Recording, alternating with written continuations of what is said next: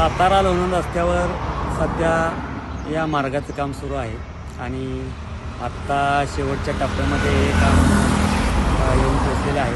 तर शिवतर आणि वाडेफाटा या दरम्यान आत्ता त्यांना गटर बनवायचे काम त्या रस्त्याचं सुरू आहे आणि या रस्त्याच्या कडेला असणारे दुतर्फा झाडे ही म्हणजे जी रुंदीकरणामध्ये नडत नव्हती तीही तोडण्याचं काम या प्रशासनाने केलेलं आहे. आणि या झाडं तोडण्यामुळे जो आपल्या सृष्टीचा नाश होणार आहे आणि या आजूबाजूचं जे वातावरणामध्ये प्रकार आपल्याला बघायला मिळतात, तर 300 वर्षाची झाडं जर ही क्षणार्धात तोडत असतील तर याला प्रशासन कितपत त्यांच्यावर लक्ष ठेवून आहे हे खरंच विचित्र बाब आहे.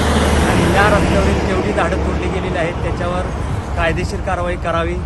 आणि रस्त्याचं रुंदीकरण होत असताना जर तुम्ही त्या झाडांचं संगोपन करत नसतात तर रस्ता करून काही उपयोग नाही. कारण रस्ता करून माणसं या जगामध्ये समाजामध्ये राहायला पाहिजेत ना. कारण तुम्ही जर झाडं तोडली तर पावसाचं प्रमाण घटतंय, टेम्परेचर वाढतंय, ऑक्सिजन कमी होतोय. तर याला नक्की होल्ड कुणाच आहे? प्रशासन सामान्य जनतेसाठी आहे. मग सामान्य जनतेची व्यथा प्रशासन का बघत नाही?